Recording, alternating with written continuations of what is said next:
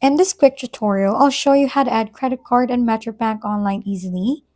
First, open your Metrobank app in your phone. Enter your email and password to log in. In the dashboard, click on Activate Cards. Next, select Credit Card and tap Activate. After that, read the instructions and click on Activate Card Now.